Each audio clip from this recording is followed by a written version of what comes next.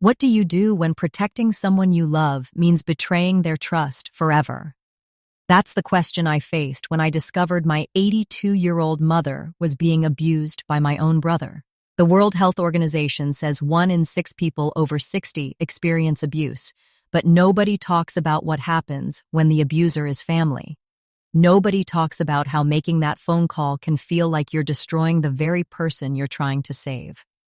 What I discovered in those 4 minutes changed everything I thought I knew about love, loyalty, and what it really means to protect someone.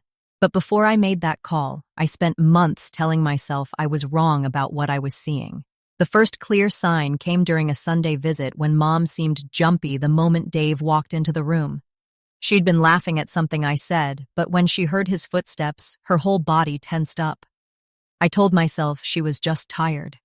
Dave had been staying with her more often since his divorce, and I figured having someone else in the house was an adjustment. Then came the unexplained injuries: a bruise on her shoulder from bumping into the kitchen counter, a cut on her forehead from tripping in the bathroom. Dave was always quick with explanations, shaking his head about how clumsy Mom was getting, how worried he was about her living alone. The financial irregularities started around the same time. Mom mentioned her bank account seemed lower than usual, but Dave handled her bills now, so she figured she was confused.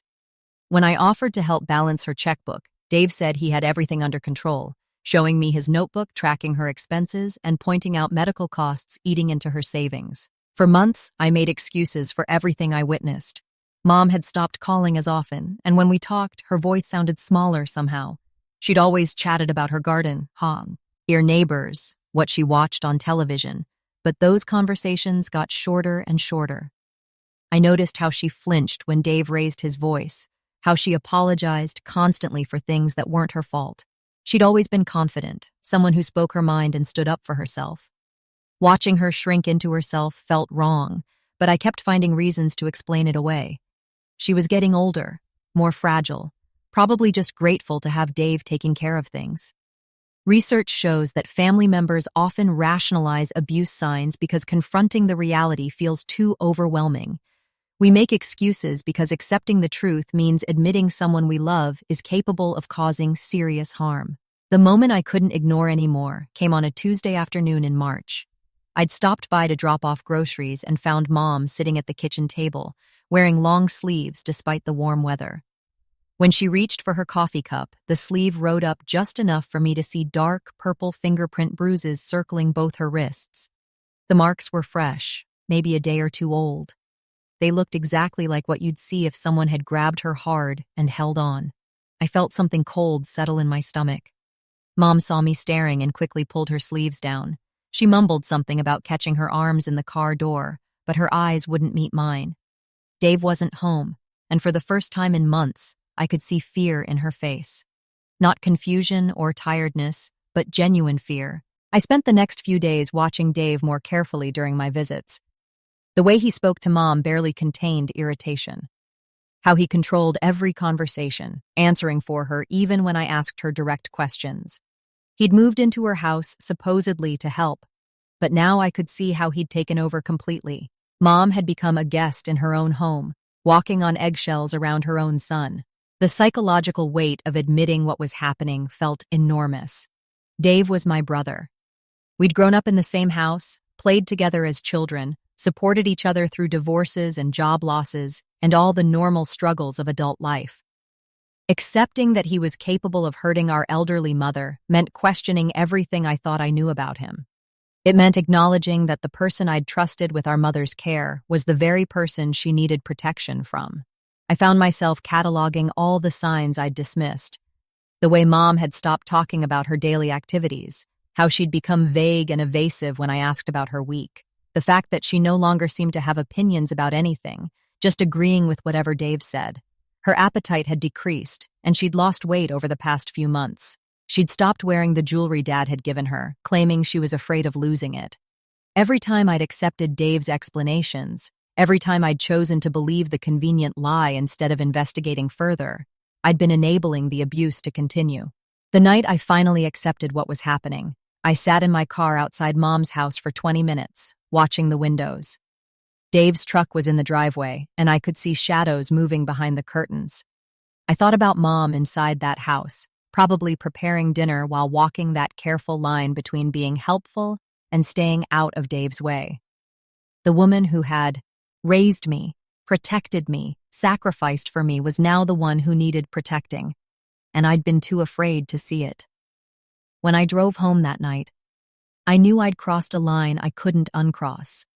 The evidence was too clear, too consistent, too serious to ignore anymore. Those bruises on her wrists weren't from a car door. The fear in her eyes wasn't confusion. Dave wasn't a concerned son helping his aging mother. He was an abuser, and Mom was his victim. But accepting this truth was only the beginning. Now I had to decide what to do about it, and that decision terrified me more than anything I'd discovered so far. The worst part wasn't knowing Mom was being hurt. It was knowing that saving her might destroy our relationship forever. Once I accepted what Dave was doing to her, a new kind of terror set in. I kept thinking about how Mom would react when she found out I'd reported her own son. Would she see it as protection or as the ultimate betrayal? I tried to imagine that conversation. Mom sitting across from me, her eyes filled with hurt and confusion, asking why I hadn't come to her first, why I'd gone behind her back and involved strangers in our family business. I could hear her voice in my head, asking if I really thought so little of her judgment that I couldn't trust her to handle her own situation. The thought made my chest feel tight. What scared me most was the possibility that Mom might choose Dave over me when forced to pick sides. She'd raised him, loved him through his divorce, welcomed him into her home when he needed a place to stay. Despite what he was doing to her, he was still her son. I was just the daughter who lived across town and visited twice a week. If she had to choose between believing her daily caregiver was an abuser or believing her other child was a troublemaker, which choice would feel safer to her? At 82, Mom valued her independence more than almost anything else. She'd fought hard to stay in her own home, to make her own decisions, to maintain control over her daily routine. Reporting Dave would feel like I was taking that autonomy away from her. She might see it as me deciding she was too old or too weak to manage her own affairs. The fear that she'd refuse to speak to me again kept me awake at night. I'd known families where adult children stopped talking to each other over much smaller disagreements. I worried about stealing her right to choose. Maybe she knew exactly what Dave was doing and had decided to tolerate it because the alternative seemed worse to her. Maybe she'd rather deal with his anger and occasional violence than risk being alone or having to move to a nursing home. Who was I to make that decision for her? The guilt of potentially taking away her choice felt overwhelming. But then I'd realize that my inaction was actually a choice in itself. By not reporting, I was choosing to let the abuse continue. I was choosing Dave's comfort over Mom's safety. I was willing to let her continue suffering because I couldn't bear the thought of her blaming me for trying to help. My own emotional needs had become more important than her physical safety. When I finally admitted that to myself, the realization horrified me. Research shows that reporting family abuse often damages relationships between family members. The person being abused might feel betrayed by the reporter, especially if they weren't consulted first. They might see the intervention as a violation of their privacy and autonomy rather than an act of protection. These damaged relationships can have lasting psychological effects on everyone involved. I kept thinking about how intervention might make Mom's situation worse instead of better. What if Dave found out I'd reported him and took his anger out on her before anyone could step in to help? What if the investigation process was traumatic for her, forcing her to relive painful experiences or answer uncomfortable questions from strangers? What if the whole thing backfired and she ended up more isolated and vulnerable than before? The internal conversations I had with myself went in circles. On one side, I'd list all the reasons why Mom's immediate safety had to come first. She was being hurt. She was afraid. She needed someone to step in and protect her. On the other side, I'd think about how reporting might destroy the trust between us that had taken a lifetime to build. She might never forgive me for going over her head and bringing outsiders into our family problems. The thought of Mom spending her final years angry at me felt unbearable. We'd always been close. She was the one I called when I needed advice or just wanted to talk through a problem. She remembered every birthday, every anniversary, every small detail about my life that mattered to me. The idea of losing that connection, of having her look at me with disappointment or resentment, made my heart ache. I kept putting off making any phone calls, telling myself I needed more evidence or a better plan. Really, I was hoping the situation would somehow resolve itself without me having to make such a difficult choice. Maybe Dave would move out on his own. Maybe Mom would confide in me about what was happening and ask for help. Maybe I'd find some other solution that didn't require me to go behind her back. Days turned into weeks, and weeks turned into months. Every time I visited, I looked for signs that things were getting worse, but also for any excuse to wait a little longer before taking action. I told myself I was being careful and thoughtful, but really I was paralyzed by the fear of making the wrong choice. I started having dreams where Mom was asking me why I hadn't helped her sooner. In these dreams, she wasn't angry about me reporting Dave. She was hurt that I'd known what was happening and done nothing to stop it. She'd look at me with such sadness and ask why I'd let her suffer when I could have made it stop. Those dreams shook me more than my waking fears did. They made me realize that I was so focused on the possibility of Mom being angry about my intervention that I wasn't considering how she might feel about my lack of intervention. What if she was waiting for someone to notice, someone to care enough to take action? What if my silence felt like abandonment to her? The fear of losing Mom's love felt worse than the fear of her being hurt. That realization horrified me, but I couldn't deny its truth. When I finally admitted that to myself, I knew I had to confront what would really happen if I continued doing nothing at all. But even more terrifying than losing her love was imagining what her life might become if I did report the abuse. I kept imagining Mom in a sterile nursing home, staring out the window, hating me for putting her there. The vision played in my mind like a movie I couldn't turn off. She'd be sitting in one of those vinyl chairs, dressed in clothes that weren't quite hers, watching other people's families visit while wondering why her own daughter had destroyed her life. Her eyes would be empty in a way I'd never seen before, all the spark and personality drained out of them. The more I thought about what happened after people filed elder abuse reports, the more scared I became. I'd heard stories about investigations that ended with older adults being removed from their homes immediately. Social workers would show up with court orders, and within hours, a person who'd lived independently for decades would find themselves in an unfamiliar place with strangers making all their decisions. The thought of Mom experiencing that kind of sudden displacement made me feel sick. I tried to research what actually happened to people after abuse reports were filed, but the statistics I found made my fears worse. A significant number of elder abuse cases resulted in some form of institutional placement. Even when that wasn't the immediate outcome, the investigation process often led to restrictions on the older person's independence. Someone might be assigned a guardian. Their finances might be put under outside control. Their daily choices about where to live and who to see might be taken away completely. I was trying to choose between two different kinds of suffering. Was it better for Mom to stay in her own home with someone who hurt her occasionally? Or to be completely safe but miserable in some facility where she knew nobody? At 82, how many good years did she have left? And was it worth spending them in a place where she'd be physically protected but emotionally destroyed? The research showed that abuse victims often develop depression, anxiety, and other psychological problems from mistreatment. But would institutional placement actually help those issues? Or would it create new ones? I knew Mom well enough to understand what institutional living would do to her spirit. She'd always been independent, someone who took pride in keeping her own house, cooking her own meals, deciding how to spend each day. She liked having her morning coffee in the kitchen chair by the window where she could watch the Jeechbors walk their dogs. She enjoyed puttering around in her small garden, even though she couldn't do the heavy work anymore. Those simple pleasures would disappear if she ended up somewhere else.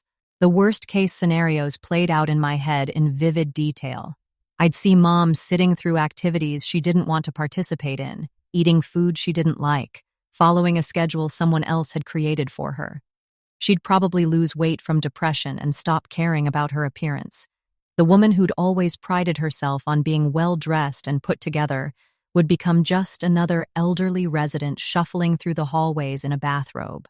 I thought about how she might spend visiting hours hoping someone would come see her, But knowing that Dave probably wouldn't visit after being reported for abuse, I'd probably be the only family member left, and she might not want to see me either if she blamed me for her situation. She could end up completely alone, counting the days until death and wishing someone had just left her alone in the first place. The guilt of potentially trading one form of harm for another felt overwhelming. Yes, Dave was hurting her physically and emotionally. The bruises were real, and her fear was real. But was the solution I was considering going to cause a different kind of harm that might be even worse? Was I about to sacrifice Mom's happiness and dignity in the name of protecting her safety? Medical professionals face this same difficult choice when they suspect elder abuse. They understand that reporting can lead to undesirable care situations that damage their patients' quality of life. Sometimes the intervention meant to protect someone actually causes more suffering than the original problem.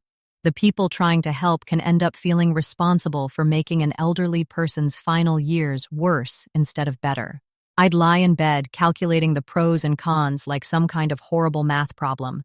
Physical safety versus emotional well-being, protection versus autonomy, intervention versus abandonment. No matter how I worked through the numbers, someone was going to get hurt. Either I'd let the abuse continue and Mom would keep getting physically harmed, or I'd report it and she might end up emotionally destroyed by the consequences. The sleepless nights stretched into weeks of constant worry. I'd think about Mom's personality and what mattered most to her. She'd always valued her independence above almost everything else. She'd rather take risks than give up control over her own life. When Dad was dying, she'd insisted on caring for him at home even though it was exhausting and difficult. She'd said she'd rather be overwhelmed in her own house than comfortable somewhere else. Knowing how much she valued being in control of her own decisions made the choice even harder. If I reported Dave, I'd be taking that control away from her whether she wanted me to or not. I'd be deciding that her safety was more important than her right to choose her own living situation, even if that choice seemed dangerous to me. Was that my decision to make? I started having conversations with imaginary social workers in my head, trying to explain why Mom should be allowed to stay home even if it meant staying in danger. I'd argue that she was mentally capable of making her own choices, that she understood the risks, that removing her from her environment would be more harmful than helpful. But I knew those arguments probably wouldn't work if there was clear evidence of ongoing abuse. The research showed that even when elderly abuse victims weren't immediately placed in institutions, they often lost significant independence anyway. They might get assigned caseworkers who checked on them regularly. Their financial decisions might be monitored. Family members who'd been caregivers might be banned from having unsupervised contact. The investigation process itself could be traumatic and invasive. Every time I thought about moving forward with a report, I'd get stuck on the same question. Was I about to save Mom's body but destroy her spirit? Would she thank me 5 years from now for keeping her safe? Or would she spend those years wishing I'd minded my own business and let her handle things her way? That question haunted me until one quiet Tuesday afternoon when something happened that changed everything I thought I understood about the choice I was facing. I walked into Mom's kitchen that Tuesday afternoon and found her sitting at the table with her coffee. Her hands shook a little as she lifted the cup, and some coffee splashed onto the table. Dave came storming out of the living room like she'd committed some terrible crime. His voice was loud and harsh when he told her she was making a mess again. He grabbed paper towels and wiped up the small spill with angry, jerky movements. Mom just sat there looking down at her hands, her whole body shrinking into itself. Then she whispered 2 words that broke something inside me. "I'm sorry." She said it so quietly I almost didn't hear it. There was no defiance in her voice, no irritation at being yelled at for something so small. Just pure defeat. The woman who had raised 2 children, run a household, worked part-time jobs, and managed to keep our family together through Dad's illness was apologizing for spilling a few drops of coffee in her own kitchen. I watched Dave continue to mutter under his breath about how clumsy she was getting, how he was tired of cleaning up after her all the time. Mom didn't defend herself or point out that the spill was tiny and easily cleaned. She didn't remind him that this was her house or that accidents happen to everyone. She just sat there accepting his anger like she deserved it. That moment hit me like a physical blow. All my fears about what might happen if I reported, Dave suddenly seemed less important than what was already happening right in front of me. I was watching my mother disappear, bit by bit, day by day. I started paying attention to things I'd been missing before. The way Mom asked permission to get up from her chair when Dave was in the room, how she apologized for things that weren't problems, like taking too long to find her reading glasses or asking him to repeat something she hadn't heard clearly. She'd started second-guessing herself constantly, checking with Dave before making simple decisions about her own daily routine. The research I'd read about elder abuse came flooding back to me. Emotional abuse was often just as damaging as physical abuse, sometimes more so. The constant criticism, the yelling, the way Dave made Mom feel like a burden in her own home was destroying her sense of self-worth. She was developing depression and anxiety from living in an environment where she felt she couldn't do anything right.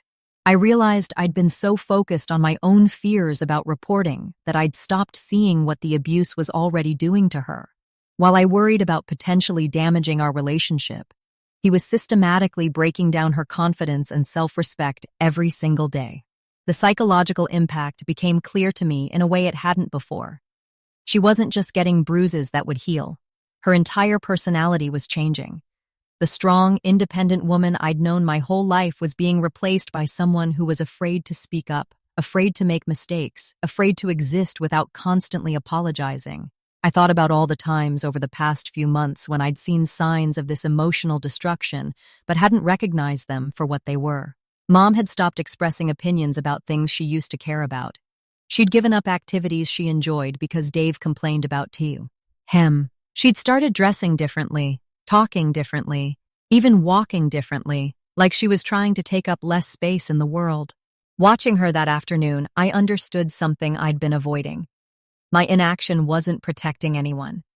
Every day I waited was another day Mom lived in fear. Another day her spirit got crushed a little more. The relationship I was so afraid of destroying by reporting was already being destroyed by the abuse I was allowing to happen.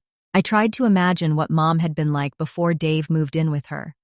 She used to laugh easily and tell stories about her week. She had opinions about politics and her favorite television shows.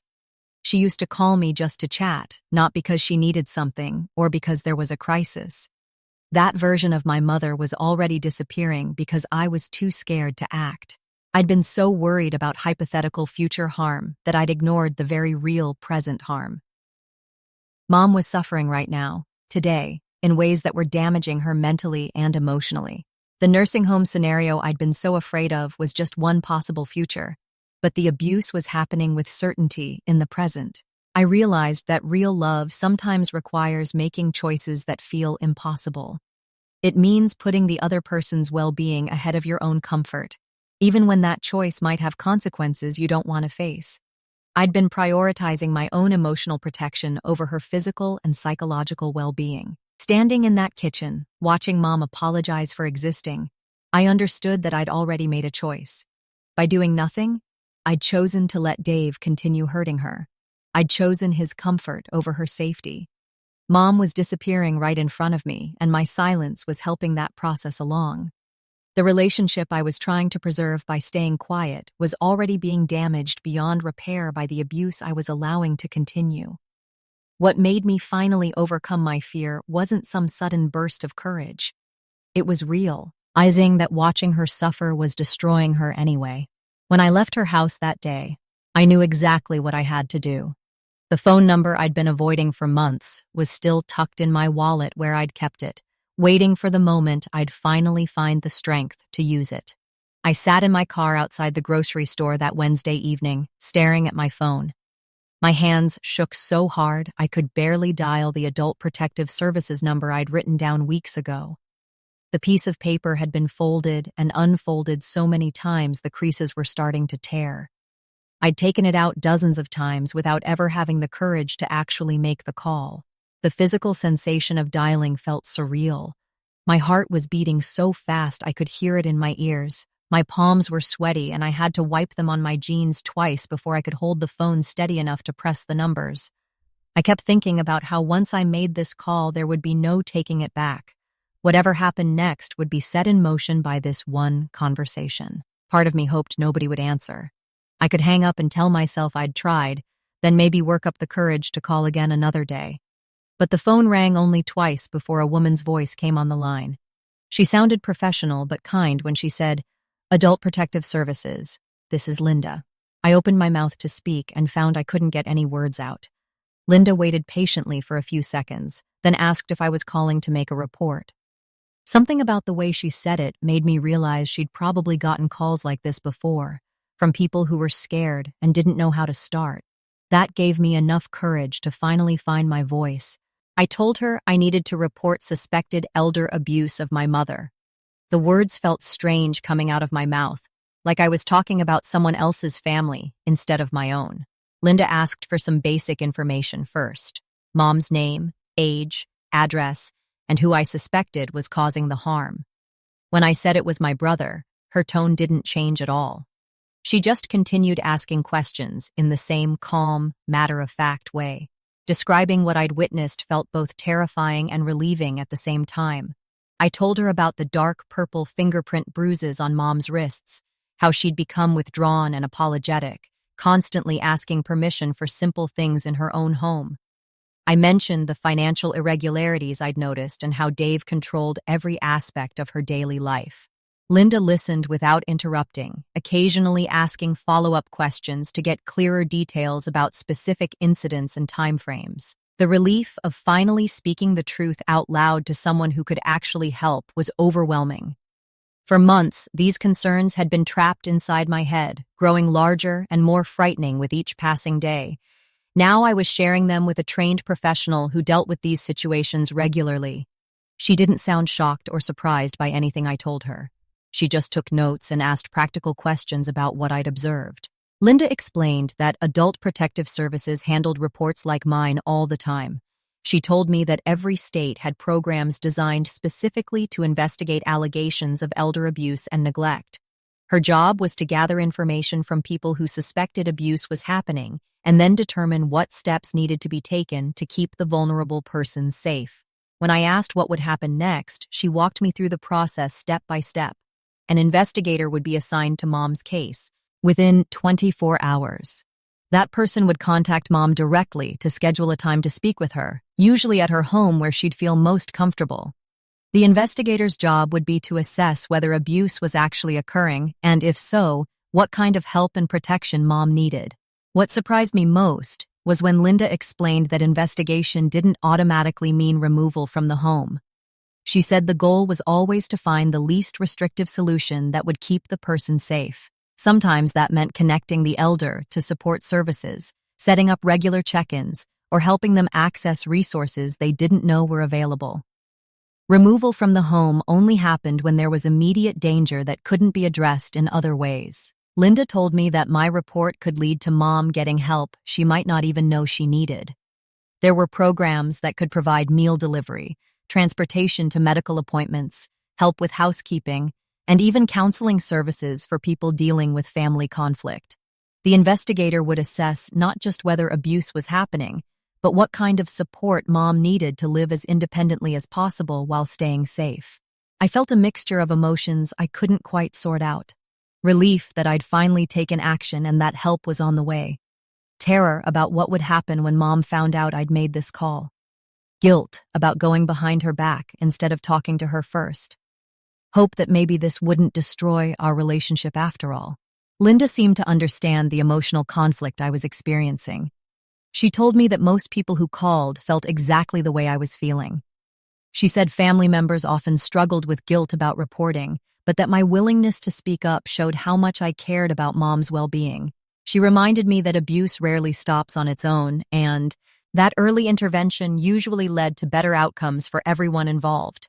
Before ending the call, Linda gave me a case number and told me I could call back anytime if I remembered additional details or had questions about the process. She said the investigator would probably want to interview me at some point, but that they'd contact me to schedule that conversation. She also mentioned that in cases where immediate danger might exist, I shouldn't hesitate to call local police rather than waiting for the APS investigation to begin. Linda stressed how important it would be to document everything I could remember about the abuse I'd witnessed. She said investigators needed specific details about incidents, dates, and any physical evidence I'd observed. The bruises on Mom's wrists, her withdrawn behavior, the financial issues I'd noticed. All of these details would help build a clearer picture of what was happening. When I hung up the phone, I sat in my car for several minutes trying to process what had just happened. I'd crossed a line I'd been afraid to cross for months. The wheels were now in motion, and by tomorrow someone would be reaching out to Mom to start the investigation process. I had no idea how she'd react or what the investigator would find, but I knew I'd done the right thing. I realized I needed to start preparing for what came next. The investigator would need detailed information about everything I'd witnessed, and I wanted to make sure I didn't forget anything important. I drove straight home and started writing down everything I could remember from the past 6 months. The small spiral notebook I'd picked up at the grocery store became my constant companion, tucked in my purse wherever I went. After each visit with Mom, I'd sit in my car and document what I'd seen, creating a timeline that painted a picture I'd been too afraid to see clearly before. The process of systematic documentation required me to pay attention to details I'd normally let slide by. When I visited Mom on Thursday afternoons, I started noting exactly what time Dave left the house and when he returned. I wrote down what Mom was wearing and whether she seemed nervous or relaxed. If she had any new bruises or cuts, I recorded where they were located and her explanation for how they happened, writing down her exact words. The APS worker had given me specific guidance about what kind of evidence would be most helpful. She explained that repeated injuries were more significant than single incidents, especially if the explanations didn't make sense or kept changing. Investigators paid close attention to patterns of unexplained injuries and changes in an elderly person's behavior, particularly if they became more withdrawn or fearful around certain family members. Physical evidence was the most straightforward to document. When Mom wore short sleeves and I could see marks on her arms, I'd suggest we take a photo together, then crop the image later to show just the bruises with the date. The injuries weren't random. They followed patterns, always on her arms or wrists, places where someone might grab her. The explanations Dave gave for her accidents changed from to visit, and sometimes didn't match what Mom said when I asked her privately. Keeping track of the financial irregularities proved much harder than documenting the physical signs. I couldn't ask to see Mom's bank statements without raising suspicion, but I could listen when she mentioned concerns about money. When she complained that her grocery budget seemed tighter than usual, I wrote it down. When Dave mentioned expensive repairs that needed to be done on the house, I made note of those too, then paid attention to whether the things he said needed fixing actually seemed broken during my visits. The APS worker had explained that financial exploitation was often the most difficult type of abuse to prove without absolute proof, but that unusual banking activity or sudden changes in legal arrangements were red flags investigators looked for. I started listening more carefully when Dave talked about helping Mom with her finances, trying to determine whether it sounded like assistance or control. When he mentioned new powers of attorney or changes to Mom's will, I documented those conversations as well. The most valuable documentation turned out to be the detailed timeline I created of Mom's behavioral changes. I went back through my calendar and tried to remember when I'd first noticed her decline. I wrote down approximate dates when she'd stopped calling me regularly, when she'd started apologizing for everything, when she'd begun asking permission before doing simple things around her own house. The pattern became undeniable once I laid it out chronologically. Some evidence required creativity to capture. If Dave left papers lying around that showed unusual banking activity, I'd take a quick photo when I went to the kitchen for coffee. I learned to be present and observant during normal visits, then take detailed notes immediately afterward. I'd sit in my car outside Mom's house and write down everything I could remember from the past hour. What Dave's mood had been like when he came home. Whether Mom had flinched when he raised his voice. How quickly she'd moved to clean up after he complained about something. The emotional toll of viewing my own family through this investigative lens while pretending everything was normal felt like living a double life. When Dave made jokes or tried to have regular conversations with me, I had to respond naturally while my mind cataloged whether his behavior seemed controlling or aggressive. When Mom served dinner and spilled something, I had to act like her immediate apology was normal, instead of writing it down later as evidence of how intimidated she'd become. I started recognizing signs I'd missed before because I was finally looking carefully. Mom had lost weight over the past few months, but I'd attributed it to normal aging instead of considering that stress and fear might be affecting her appetite. She'd stopped wearing jewelry Dad had given her, claiming she was afraid of losing it, but now I wondered if Dave had told her she was too careless to wear nice things. Her entire personality had been changing gradually, and documenting the timeline made the transformation impossible to ignore. The investigation process moved faster than I'd expected. Within days of my call, the APS worker contacted me to schedule an interview and let me know when they planned to visit Mom. She explained that they'd approach the situation sensitively, presenting themselves as someone checking on the well-being of seniors in the community rather than investigating specific abuse allegations. This would give Mom a chance to speak freely without feeling like she was being interrogated or forced to choose sides. As the day of the investigators' visit approached, I felt a mixture of relief and terror. Relief that professionals were finally getting involved and that I wouldn't have to handle this situation alone anymore. Terror about how Mom would react when a stranger showed up asking questions about her living situation and her relationship with Dave. I had no idea whether she'd cooperate with the investigation or become defensive and protective of him. Looking back at that notebook now, I can see how the evidence built into an undeniable case. What had seemed like isolated incidents when they happened individually became a clear pattern of escalating abuse when documented systematically. By the time the investigator was ready to meet with Mom, I had pages of detailed notes about dates, incidents, and changes in her behavior that would help them understand exactly what had been happening in that house. The morning of the scheduled visit, I knew I couldn't be there when the investigator arrived. My presence might make Mom feel ambushed or betrayed, and I wanted her to have the space to speak honestly about her situation. So I made other plans for that day, though my mind would be nowhere else. I positioned myself somewhere nearby when the APS worker knocked on Mom's door, my heart pounding as I tried to focus on anything other than what was happening. I'd planned it that way on purpose. The investigator had called the day before to schedule the visit for Thursday morning at 10 o'clock.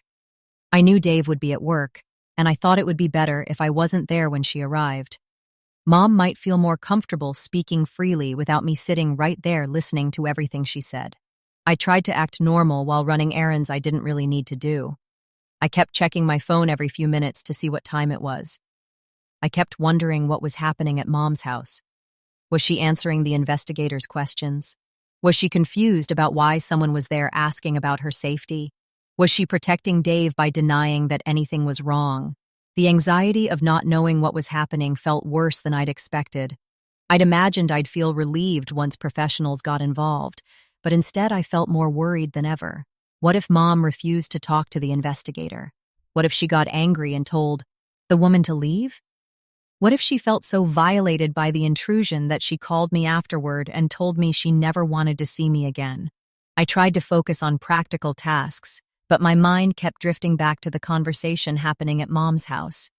I wondered if the investigator was sitting at Mom's kitchen table or in the living room. I hoped Mom had offered her coffee.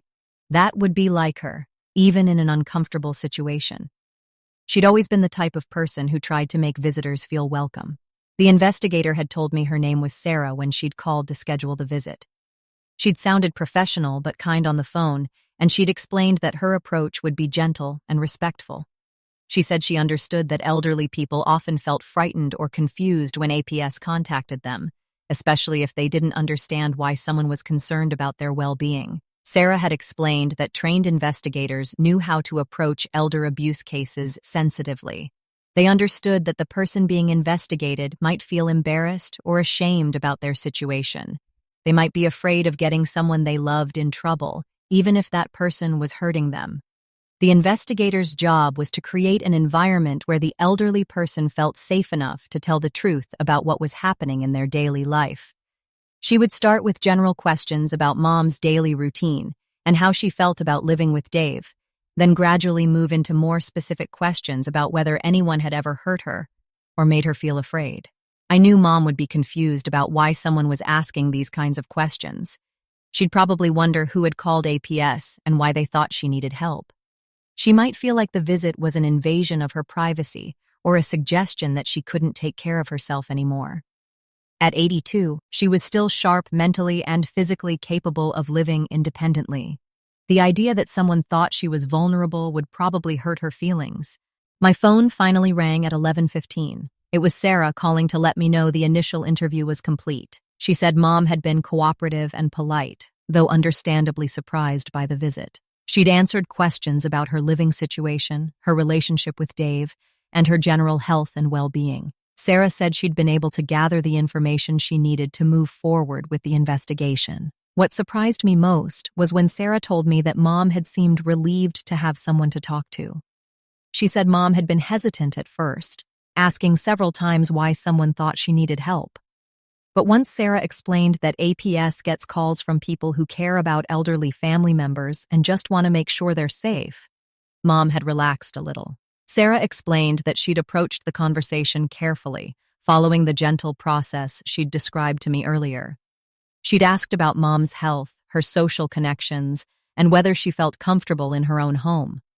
Only gradually had she moved into more specific questions about whether anyone had ever hurt her or made her feel afraid. The investigator said Mom had initially denied that Dave ever hurt her physically. She'd insisted that he was helpful and that any injuries she'd had were just normal accidents that happened to people her age. But when Sarah asked more detailed questions about specific incidents, Mom's answers had started to reveal some inconsistencies. This was exactly what Sarah had expected might happen, since many elder abuse victims initially protect their abusers out of fear or loyalty. Sarah told me that Mom had seemed particularly nervous when discussing money matters. She'd admitted that Dave handled all her finances now and that she didn't really understand where her money was going each month. She'd said she trusted him to take care of things, She'd also mentioned feeling confused about why her bank account seemed lower than it used to be. What gave me the most hope was when Sarah explained that her success with Mom came from making her feel heard rather than interrogated. This approach had allowed Mom to share information she might have kept hidden if she'd felt pressured or judged. Sarah said she'd explained to Mom that APS wasn't there to take away her independence or make decisions for her. Their job was to make sure she had access to help and support if she needed it, and to address any safety concerns that might exist. Sarah told me she'd scheduled a follow-up visit for the next week. She wanted to interview Dave separately and to observe the family dynamic when they were together. She'd also requested some financial records to review Mom's banking activity over the past few months. She said the investigation would probably take several weeks to complete, depending on what she discovered. When I finished my errands, I felt a mixture of relief and dread. The professional investigation was underway, and Mom had cooperated instead of shutting down completely. But I knew that once Dave found out about Sarah's visit, everything was about to change. Mom would tell him about the nice lady who had come to visit, and I had no idea how he'd react when he realized what was really happening. Dave's face when he walked into the kitchen that Friday evening was a mixture of rage and panic I'd never seen before. Mom had been telling me about her day, mentioning almost casually that a social worker had stopped by to ask her some questions. She seemed confused about why someone thought she needed help, but she'd described Sarah as polite and professional. The moment Dave heard the words social worker, his whole body went rigid. His face turned red, and I watched his hands clench into fists at his sides. He started firing questions at Mom in a voice that was louder and sharper than normal. Who was this person? What did they want? What kind of questions did they ask? Why didn't Mom call him at work right away? Mom got flustered trying to answer his rapid-fire interrogation. She kept saying she didn't know why the lady had come, just that someone had called about her safety. She mentioned that Sarah had asked about her daily routine, her health, and whether she felt comfortable at home. Dave's agitation grew more obvious with each detail Mom shared. I tried to stay quiet and let Mom explain what had happened, but Dave kept glancing at me suspiciously. He asked Mom if she'd told anyone she was having problems or if anyone had been asking her strange questions lately. His eyes never left my face when he asked those questions. I felt my stomach tighten as I realized he was starting to figure out who had made the call. When Mom mentioned that Sarah had asked about her finances and who helped her with banking, Dave exploded. He started yelling about government interference and how social workers had no business sticking their noses into private family matters. He paced around the kitchen, waving his arms and ranting about bureaucrats who thought they knew better than families how to take care of their own people. Mom looked terrified by his reaction. She kept trying to reassure him that she hadn't said anything wrong, that she'd told the lady he was helpful and took good care of her. But Dave wasn't listening to her attempts to calm him down. He was too busy working himself into a rage about the invasion of privacy and the unfairness of being investigated. I knew I had to say something before his anger scared Mom any more than it already had. I told Dave that maybe he should calm down and remember that Mom had done nothing wrong by answering the social worker's questions. The moment I spoke up, he spun around to face me directly. His eyes were wild and furious. He asked me point blank if I knew anything about this social worker visit. He wanted to know if I'd been talking to anyone about Mom or about him. I felt my heart racing as I realized this was the moment I'd been dreading. There was no way to avoid the confrontation anymore. I told him the truth. I said I'd called Adult Protective Services because I was concerned about Mom's safety. The words felt heavy coming out of my mouth, but I tried to keep my voice steady and calm. I explained that I'd noticed changes in Mom's behavior and some injuries that worried me. Dave went completely silent for about 10 seconds. Then he started screaming at me like I'd never heard him scream before. He called me a traitor and accused me of trying to destroy the family. He said I was jealous that Mom needed him more than she needed me. He claimed I was making up stories because I couldn't stand that he was the one taking care of her. Mom sat at the table looking back and forth between us with tears in her eyes. She kept asking what was happening and why we were fighting. When Dave told her I was the one who'd called the social worker, she looked at me with such hurt and confusion that I felt like I might throw up. She asked me why I hadn't talked to her first if I was worried about something. Her voice was small and broken when she said she thought I trusted her enough to come to her with problems. She wanted to know what she'd done wrong that made me think she needed government help. I tried to explain that I hadn't wanted to put her in the middle of a difficult situation. I told her I was scared for her safety and didn't know what else to do. But my words sounded weak even to me. I could see in her face that she felt betrayed by my decision to go behind her back. Dave kept interrupting my attempts to explain, accusing me of being a liar and a troublemaker. He said I was trying to break up the family and get him in trouble for no reason. He claimed that every injury Mom had suffered was from normal accidents and that I was making up abuse stories because I was mentally unstable. The accusations he threw at me got more vicious. He said I was a bitter, lonely woman who couldn't stand seeing other people happy. He claimed I'd always been jealous of his relationship with Mom and that I was using lies to try to drive them apart. He told Mom she couldn't trust me anymore because I'd proven I was willing to stab family members in the back. Mom sat there crying while Dave continued his verbal assault on me. She kept asking us to stop fighting and trying to understand why this was happening. But Dave's reaction was so extreme and angry that it actually started to validate my concerns about his behavior. The rage he was showing toward me was the same rage Mom had been living with every day. I stood my ground despite the emotional weight of the moment. I told Dave that his reaction right now was exactly why I'd been concerned about Mom's safety. I said that someone who truly cared about her well-being wouldn't be screaming and making her cry over someone trying to help her. His explosive response to the investigation showed exactly the kind of volatility and aggression that had made me worried about Mom's safety in the first place. The way he'd immediately turned hostile and accusatory confirmed that my decision to call APS had been necessary. His rage validated every concern I'd had about his temperament and his treatment of Mom. Mom was hurt and confused by my decision to report without talking to her first. The trust between us felt damaged in exactly the way I'd feared it would be, but watching Dave's aggressive reaction gave me the confirmation I needed that intervention had been the right choice, even if it meant facing her disappointment and anger. As the confrontation continued, I realized that this explosive moment was just the beginning. The investigation would continue regardless of Dave's protests, and there was still so much more that Sarah would need to uncover about what had really been happening in that house. What shocked me most wasn't what the investigator found. It was what Mom finally felt safe enough to tell them. Sarah called me 3 days after her second visit to update me on how the investigation was progressing. She said Mom had been much more open during their private conversation, sharing details she hadn't mentioned during the first interview when she was still unsure about the process. The developments that emerged over the next 2 weeks painted a picture that was both better and worse than I'd realized. Better because Mom wasn't as isolated or helpless as I'd feared. She'd been keeping track of things more carefully than I'd given her credit for. She had her own notebook hidden in her bedroom where she'd been writing down incidents when Dave lost his temper or when money seemed to go missing from her accounts. That notebook represented something profound that I hadn't understood before. Mom had been documenting the abuse as her own act of psychological self-preservation. She knew something was wrong, but she'd been trapped between awareness and fear. Research shows that many elder abuse victims are fully aware of what's happening to them, but feel powerless to report it themselves. They fear not being believed, worry about family consequences, or feel ashamed about being victimized by someone they love. Mom's careful record-keeping was her way of validating her own experiences when Dave was telling her she was confused or imagining things. But the situation was also worse than I'd understood.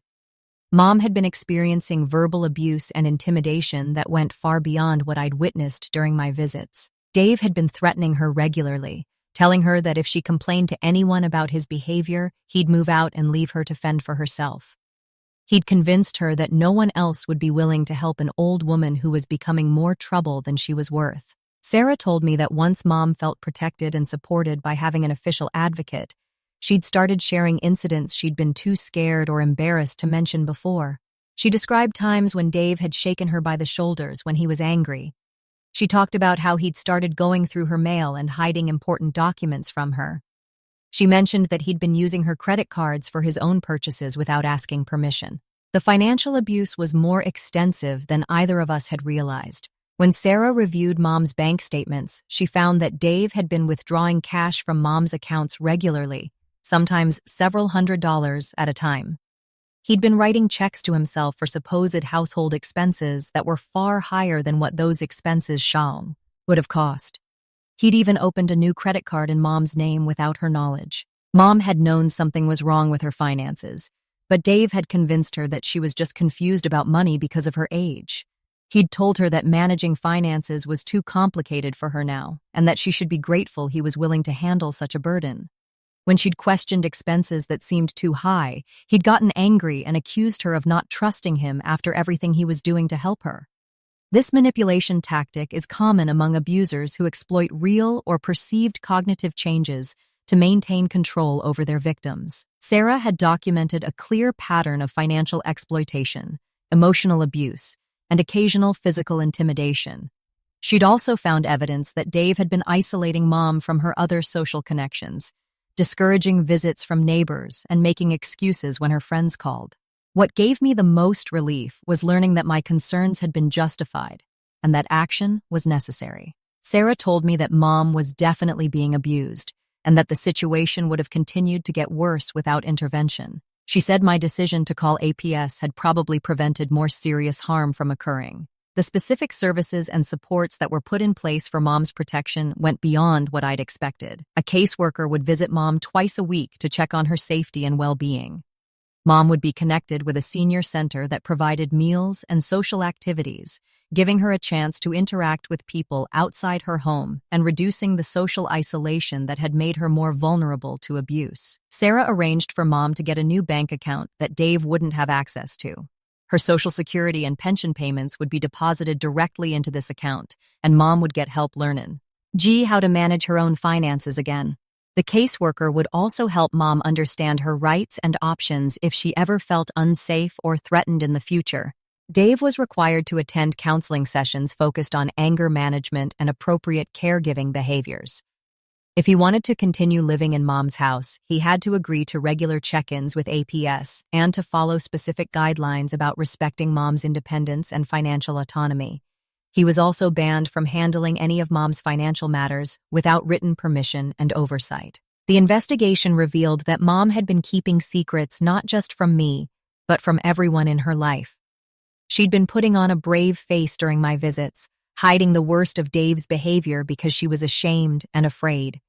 She'd thought that admitting her own son was mistreating her would make people think less of her as a mother. Mom had been afraid to tell anyone because she thought no one would believe her over Dave, He'd convinced her that people would think she was just a confused old woman making up stories about her helpful son. He'd told her that if she complained about him, family members would assume she was becoming paranoid or developing dementia. Sarah explained that this fear of not being believed was common among elder abuse victims, especially when the abuser was a family member. Older adults often worried that others would dismiss their concerns as confusion or age-related paranoia. They might also feel ashamed about being victimized by someone they'd raised and loved. The investigation also revealed that Mom had been hoping someone would notice what was happening without her having to report it herself. She'd been dropping subtle hints during our conversations, hoping I'd pick up on her distress and ask more direct questions. When I'd started paying closer attention to her injuries and behavior changes, she'd felt both hopeful and terrified that someone might finally step in to help. Mom told Sarah that she'd been relieved when the investigation started because it meant she didn't have to keep pretending everything was fine anymore. She'd been exhausted from trying to protect Dave's reputation while also protecting herself from his anger. Having an outside authority figure acknowledge that his behavior was inappropriate had lifted a weight she'd been carrying for months. The most surprising part of the whole process was learning that Mom had been documenting the abuse on her own, just like I had been doing.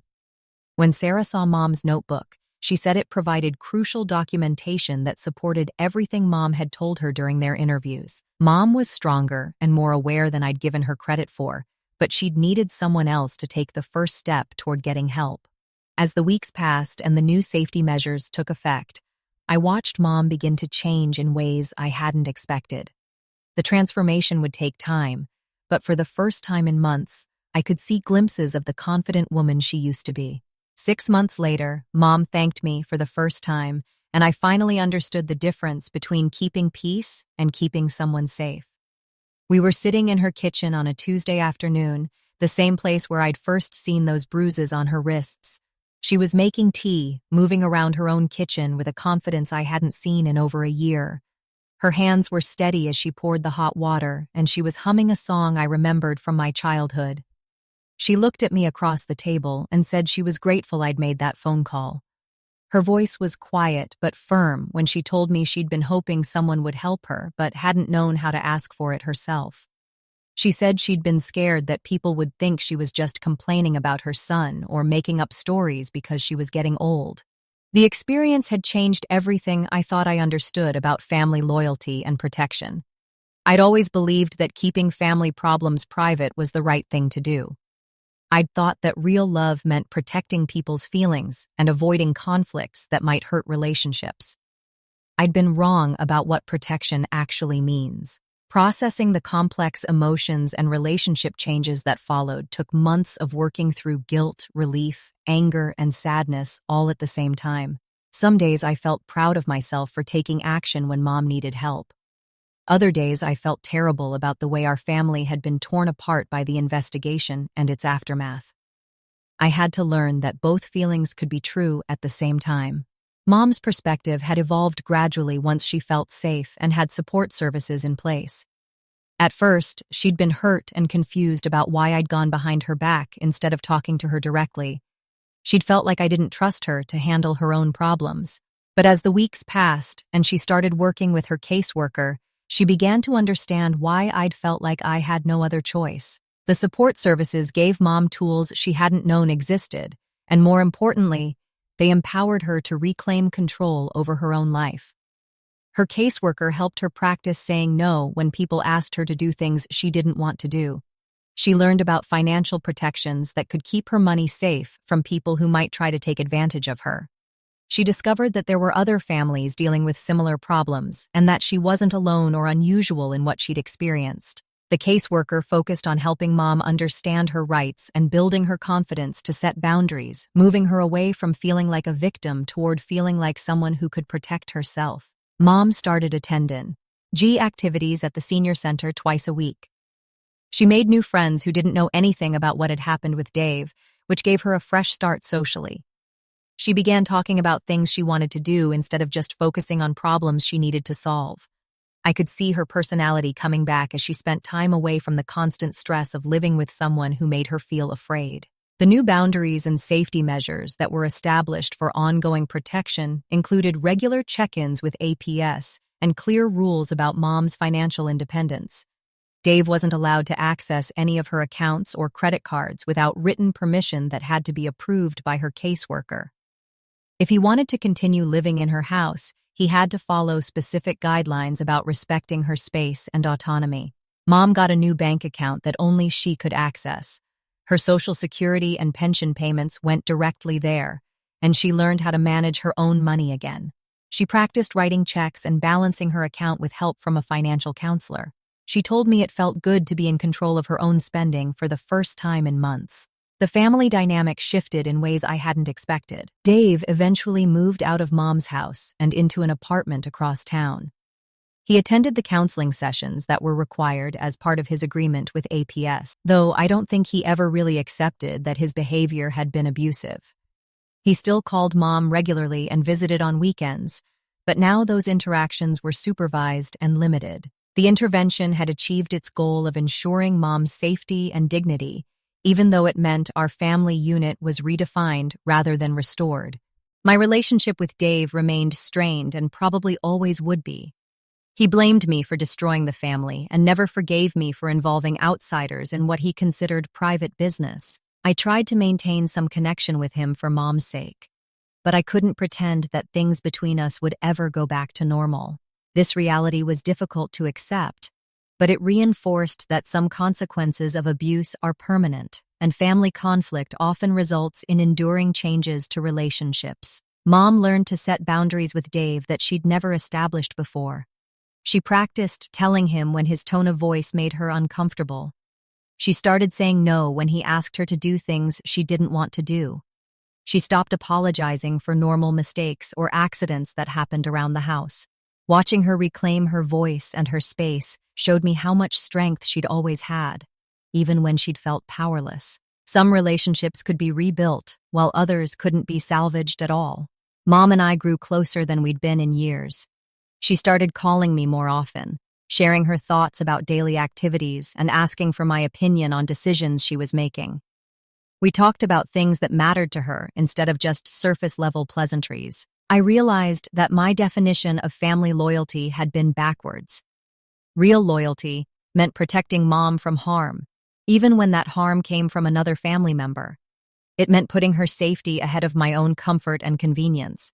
It meant accepting that love sometimes requires making choices that feel impossible, but are actually necessary.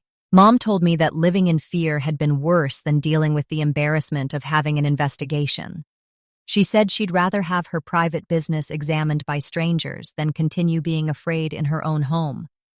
She wished she'd found the COO, your age to ask for help sooner instead of hoping the situation would improve on its own. The most important insight I gained was understanding that protecting someone's dignity and safety is more important than protecting their feelings or keeping family secrets. I'd spent months worrying about hurting Mom's feelings by reporting Dave, but I'd been ignoring the fact that his behavior was already hurting her in much more serious ways. Looking back, I wish I'd acted sooner instead of waiting until I had undeniable evidence that abuse was occurring. But I also learned that even when you make the right choice, it doesn't mean the choice feels easy or that everyone will understand why you made it. The hardest lesson I learned was that love sometimes means making choices that feel like betrayal but are actually acts of protection. I had to choose between keeping family peace and keeping Mom safe, and I'm grateful I chose her safety. If you're seeing signs that worry you about an elderly person you care about, trust those instincts. Don't wait for perfect evidence or easy answers. The bruises might heal, but the damage to someone's spirit from living in fear can last forever. Adult Protective Services exists to help families navigate these impossible situations. The Elder Care Locator can connect you with local resources and support. Your call might be the difference between someone suffering in silence and getting the help they desperately need, but can't ask for themselves.